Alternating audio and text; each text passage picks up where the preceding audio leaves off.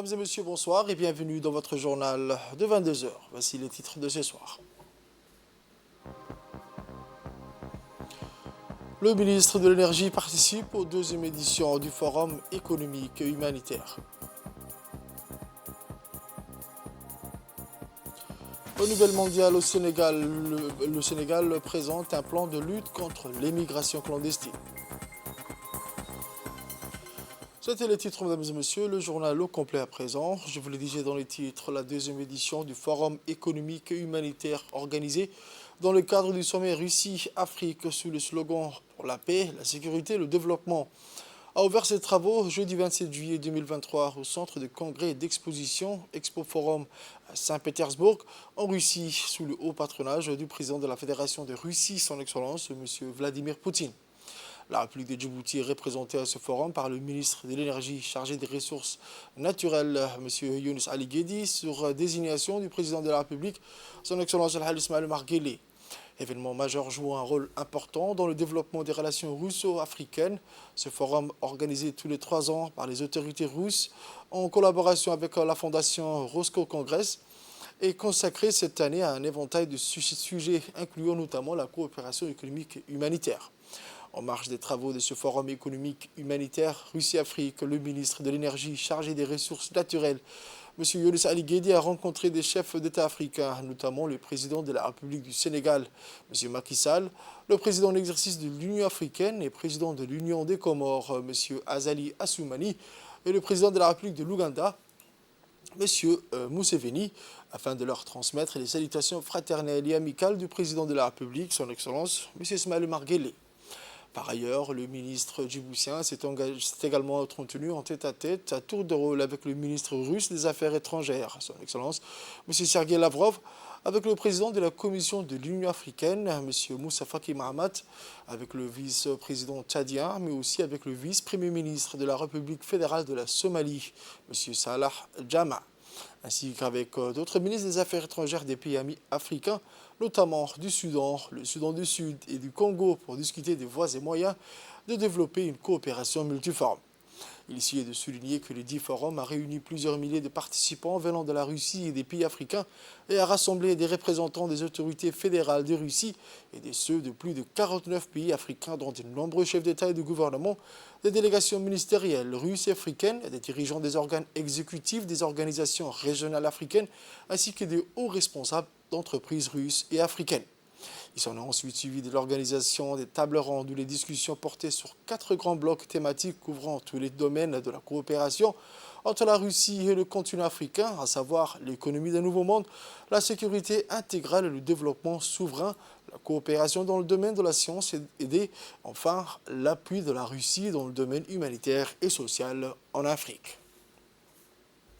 La République de Maurice a eu l'honneur d'accueillir la 66e réunion de la Commission africaine de l'Organisation mondiale du tourisme du 26 au 28 juillet 2023. Un événement majeur qui a réuni des représentants du haut niveau du secteur du tourisme en Afrique dans le but de promouvoir le développement durable et l'essor du tourisme sur le continent. Le gouvernement de Djibouti a été représenté par le ministre du Commerce et du Tourisme, M. Mohamed Warsamad Dirie, accompagné du directeur général de l'Agence nationale du tourisme, M. Ousmane Abdi Mohamed, ainsi que de Mme Idil Mohamed Mahmoud, chef du département études et prospection à l'ANT. Le ministre a participé aux différentes sessions de travail portant sur le thème « Repenser le tourisme pour l'Afrique » et à des tables rondes avec d'autres ministres et experts du tourisme en Afrique.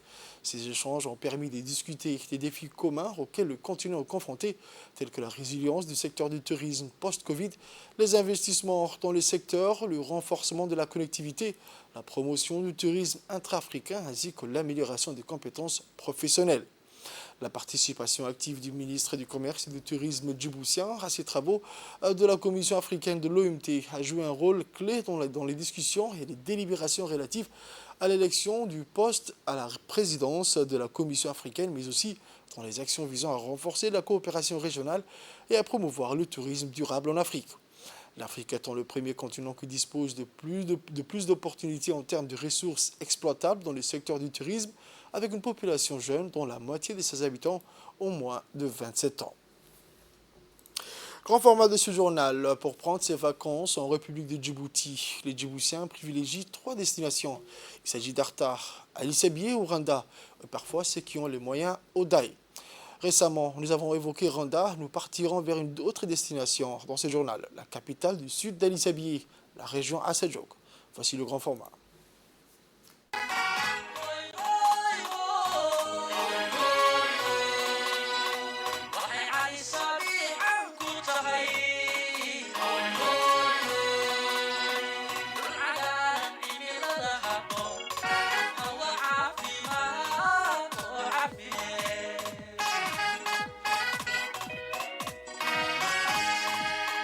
En arrivant à l'Issebie, la première des choses qui frappe le visiteur, c'est la densité de la population à Sedjo. Il est vrai qu'il s'agit de la période de vacances où la population d'Ali-Sebi double quasiment, sinon plus. Ali-Sebi est en effet un lieu de villégiature privilégié par les Djiboutiens. Encore une fois, Ali-Sebi figure parmi l'une des destinations privilégiées par les Djiboutiens en ce qui concerne le tourisme intérieur. En période de grande chaleur, il est connu que les Djiboutiens sont à prendre leurs vacances en dehors de Djibouti. Il y a ceux qui optent pour l'étranger, mais néanmoins, une grande partie préfère les régions de l'intérieur et Ali Sebi en est une. Pour contenir cette population, Ali Sebi s'est bien sûr agrandi et prend l'air d'une grande agglomération. Et chacun y trouve un logement à son goût et à son portefeuille, même si les prix grimpent en cette période. Mais cela importe peu lorsque se présente un coin où il fait bon vivre, non loin de la capitale et qui bénéficie des pluies d'été. Si on dispose d'un logement, il faut bien se restaurer. Pour cela, tout le monde se rue au marché central de la ville du Bonheur. Il faut se lever tôt, en effet, le matin, pour avoir ses provisions pour la journée. Et c'est la grande bataille du matin. Les prix flambent, c'est la loi de l'offre et de la demande.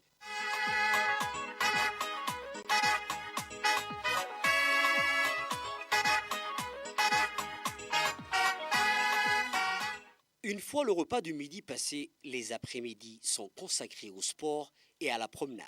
On rencontre une jeunesse pleine de fougue, de bonne humeur, prenant des photos par-ci par-là. Un monde où on est volontiers rieur et profitant de ce climat, loin de la fournaise djiboutienne.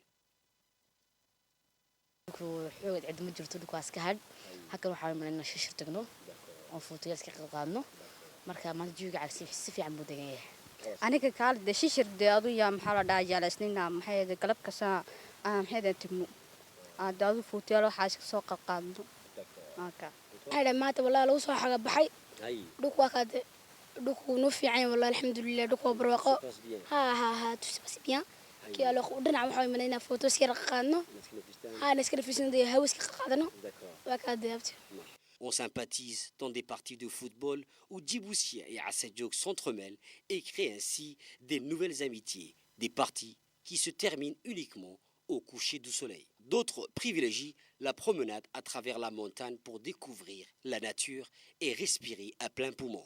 jawiga maanta wallahi jawi ka fiican ma jirtaba cali sabiix iyo magaalada Djibouti diifirooyin baa u dhaxeeya xalay baan soo galay ciyalkaygan soo xagaa bixiyay waan ka daba yimiday dee waka ma sha Allah dee waxa kula duwan halkan hanfi male ma dhididaysi la dhaqo baa socota hanfi maarkiisin in yarna dhidid ma dareemaysi waa qabow meel adoo dalxiiska ku wanaagsan marka magaaladu wataa dee waa bardan waan iska deganahay waxaan gudbin lahaa dadka maaragtaan danyarta ee waxba haysan inay hayjada isaga baxaan oo dhul qabow bay Djibouti iska leedahay ay iska degaan. Une fois la nuit tombée, c'est le retour à la maison pour se changer et entamer d'autres loisirs dans la soirée. On se retrouve volontiers dans les restaurants où on s'invite à partager un dîner entre amis et famille. On échange les photos de la journée ou on envoie à la famille restée à Djibouti ou partie ailleurs à l'étranger. بس دي مقاحدنا waxay kamid tahay horumarada aan ka aragno cala sabiixdeeda aan soo imanna mar ku bishigto kale tahay maca cuntadu tuudaadu waxyaabo badan ba jirto dhulka ka imanay caasimadii daan ka helna xagan markaas waa ka Ainsi, chacun coule des jours heureux et inoubliables parce que prendre des vacances à Ali Sebi, c'est plus que des vacances. C'est un moment de partage et de convivialité. On revient dans la capitale où, dans le cadre du bien-être de la population, le ministère des Affaires sociales et de Solidarité, à travers la Caisse populaire d'épargne et de crédit de Djibouti, connue dans son acronyme la CEPEC, a lancé un programme de transfert monétaire pour la protection sociale. Un projet de grande envergure qui vise à apporter une réponse concrète à la vulnérabilité des populations de la capitale et des régions de l'intérieur. Grâce à ce programme, 5 000 ménages de Djibouti-Ville et 10 000 ménages de régions de l'intérieur seront soutenus pour faire face aux difficultés économiques auxquelles ils font face. En effet, cette mise en place du programme reflète l'engagement du gouvernement à promouvoir une société plus juste et solidaire, conformément à la vision politique du président de la République, son Excellence Al-Haj Ismaël Marguerite. Ce programme est porteur de solutions adaptées aux affres de la précarité auxquelles sont confrontées les franges vulnérables de la population djiboutienne. Pour ces personnes qui vivent dans la capitale ou dans les régions de l'intérieur, cela va faciliter l'insertion sociale et économique des personnes et ménages pauvres et par là lever les barrières susceptibles d'entraver la mise en place d'un cadre de développement cohérent, efficace et harmonieux. Par ailleurs, ces ménages qui ont été identifiés en tant que particulièrement vulnérables et inscrits dans le registre social du ministère des Affaires sociales et des Solidarités bénéficieront d'une aide financière trimestrielle de 30 000 francs Djibouti. Les premiers bénéficiaires composés des 5 000 foyers ont exprimé leur satisfaction lorsqu'ils se sont présentés aux différentes agences de la CEPEC à Nguela, Balbala ou PK12 pour percevoir leur premier paiement trimestriel. Ces témoignages de gratitude se sont adressés en particulier au président de la République pour son engagement en faveur des plus démunis. Le programme de transfert monétaire par la protection sociale est un pas important dans la lutte contre la pauvreté et l'insécurité financière à Djibouti. Il démontre l'engagement du gouvernement à améliorer les conditions de vie des populations les plus vulnérables, renforçant ainsi les fondements d'une société équitable et solidaire. En mettant l'accent sur le bien-être des citoyens et en cherchant à réduire les inégalités, Djibouti se rapproche davantage de sa vision d'une nation prospère et épanouie pour tous. Ce programme de protection sociale promet d'apporter un réel changement dans la vie des milliers de familles djiboutiennes qui luttent pour leur survie au quotidien. Voici les explications du directeur des Affaires sociales auprès du ministère des Affaires sociales et des Solidarités. L'appel à la solidarité lancé par le président de la République, Al-Haj Ismaël Marguerite, le 10 mars 2022, le ministère des Affaires sociales et de Solidarité a mobilisé un financement de la Banque mondiale à hauteur de 30 millions de dollars pour financer un projet d'urgence. Ce projet qui est en réponse aux différentes crises exogènes qui ont touché la population djiboutienne. Le projet est composé de deux grandes composantes. La première composante des filets de sécurité sociale qui touchait 15 000 ménages, dont 5 000 vivent ici à Djibouti-Ville et 10 000 ménages vivaient dans le milieu rural. Donc, depuis le mois d'avril dernier, nous avons lancé le transfert monétaire et la distribution des vivres pour les 10 000 ménages qui vivaient dans la région. Et hier, nous avons lancé le transfert monétaire pour les ménages qui vivaient dans le milieu urbain, c'est-à-dire à Djibouti-Ville, via le CEPEC. Donc, pourquoi le CEPEC? Parce que ces gens-là, il faut les bancariser pour qu'ils puissent, à la fin du projet, bénéficier des activités génératrices de revenus. C'est vrai, la nouvelle stratégie du ministère, c'est vrai, il faut les assister, mais à la fin, il faut que ces gens-là soient autonomisés. Il faut qu'ils sortent de la pauvreté. Donc, c'est la bancarisation qui leur permettrait également d'avoir facilement accès au financement et aux activités génératrices de revenus. Et il s'agit également, dans la première composante, de financer la restauration universitaire pour les étudiants issus des régions de l'intérieur. Cette partie touchait 2300 étudiants de l'Université de Djibouti. Nous avons lancé cette partie en décembre dernier. Nous avons terminé la première partie, la première année universitaire, en juin 2023. Donc nous allons reprendre encore la nouvelle année universitaire qui est de septembre 2023 jusqu'à juin 2024. Et la deuxième composante du projet, c'est la résilience, c'est-à-dire financer également des sous-projets pour le milieu rural et financer également des caisses communautaires solidaires. En grand, les projets, et nous allons continuer jusqu'à fin 2024, Inch'Allah. Voici à présent quelques points à mentionner du directeur général de la CEPEC. Nous avons demandé à ce que ces personnes puissent épargner et que demain, ils puissent bénéficier d'un microcrédit au niveau de la Caisse populaire d'épargne des crédits de Djibouti. Donc, ces programmes de protection sociale va être également accompagné d'une mesure d'accompagnement qui permettrait de développer une activité génératrice de revenus et sortir de la pauvreté. La CEPEC de Djibouti n'a ménagé aucun effort pour que toutes les caisses, donc à Djibouti-Ville, Nguela, Balbala et PK12, puissent initier en même temps et payer les 5000 ménages qui ont été identifiés par le guichet. Comme vous le savez, son Excellence Ismaël Omar Guelleh l'a toujours rappelé, aucun ménage ne sera épargné pour qu'ils puissent bénéficier d'un soutien, pour qu'on puisse aider les gens vulnérables, les plus vulnérables, à sortir de la pauvreté, notamment en leur effectuant des cash transferts, mais surtout en les aidant à épargner et surtout développer une activité génératrice de revenus. C'est dans le cadre de ces prises de contact avec les chefs de village, les chefs coutumiers, et les habitants et les employés que le préfet de la région d'Ali Sabihi, M. Abdelmalik Mohamed Benoïta, a entrepris des visites successives dans le village de Assamo, de Godao et Goubeto, dernière étape de prise de contact. Au cours de chacun de ces visites, le représentant des pouvoirs publics a été accompagné par une forte délégation composée de sa préfète adjointe, les parlementaires de la région, du président du conseil régional, les agents de la préfecture et d'autres personnalités de la région. Atteint au milieu de la matinée du lundi 25 juillet au pâturage périphérique du village de Assamo, le préfet de la région et les membres de sa délégation ont été accueillis par le sous-préfet, M. Shaban Daher. Sur place, une foule composée de chefs coutumiers, les ulama, les jeunes femmes actives et hommes actifs, les ont accueillis chaleureusement par des gerbes d'herbes fraîches et des chants musicaux de bienvenue. Après Assamo, le préfet de la région Assadjo, M. Abdelmalik Mohamed Benoïta, s'est rendu à Goubeto, dernière étape de sa visite de prise de contact du préfet.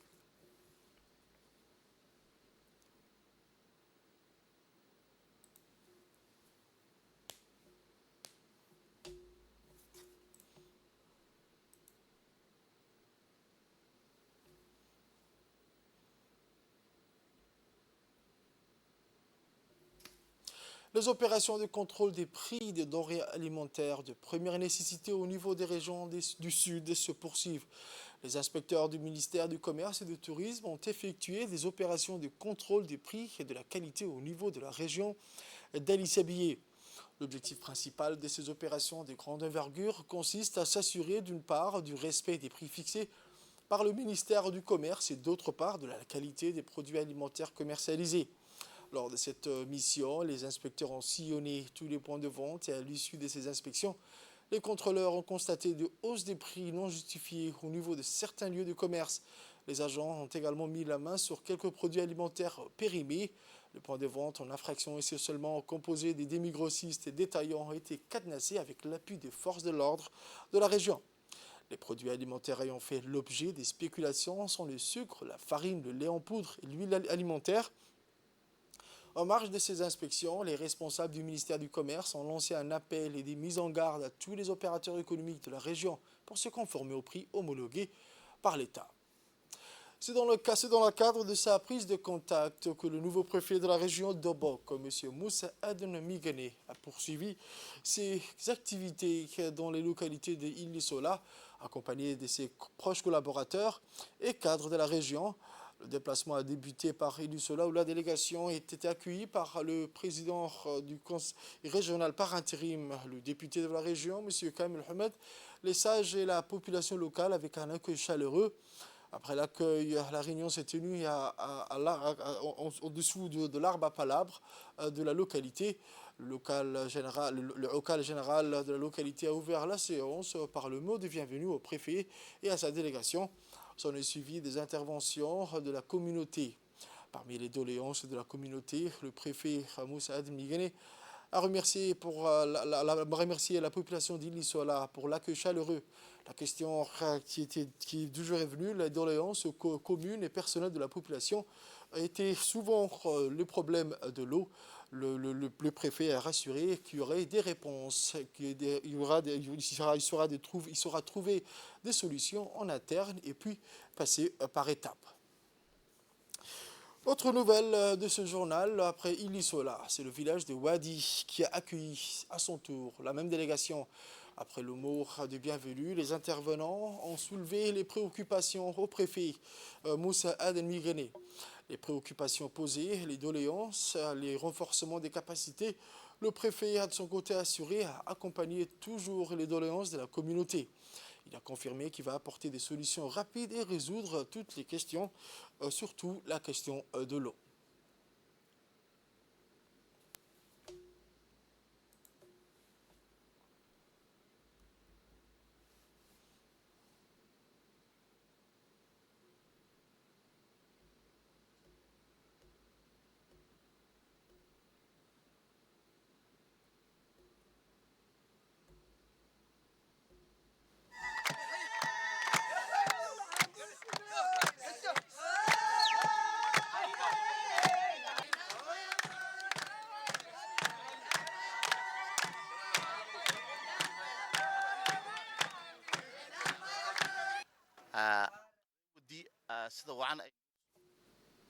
Direction Arta, où une équipe mobile conduite par le médecin-chef de la région sanitaire d'Arta, le docteur Yaroub Hussein, s'est rendu dans la localité de Marjaga et ses environs le 27 juillet 2023.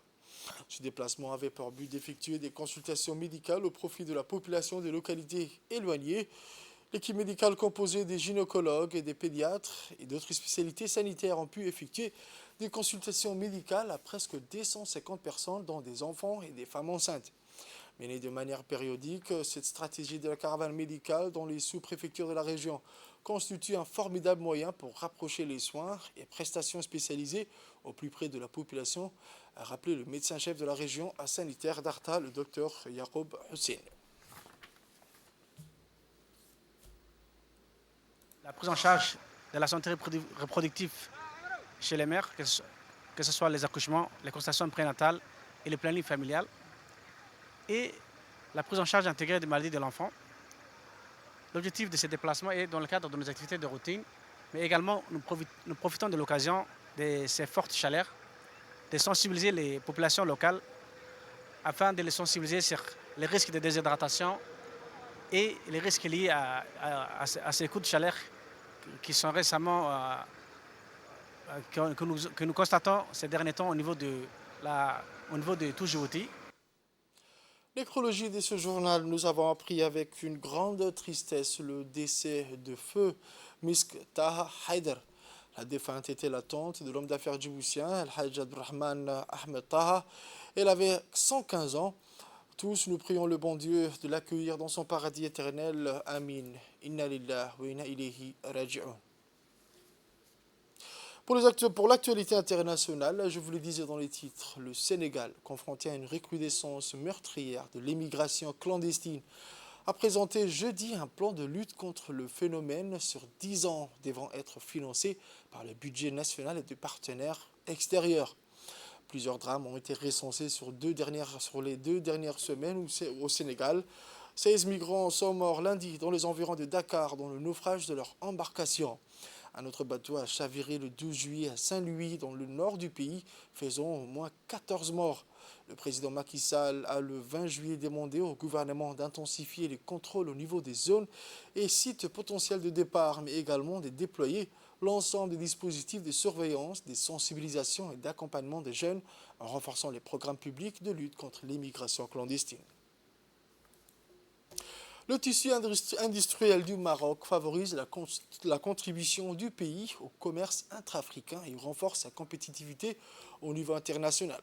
Grâce aux infrastructures de pointe et à ses exploits dans le secteur automobile, notamment le Maroc, conforte sa place de deuxième pays le plus industrialisé d'Afrique après l'Afrique du Sud.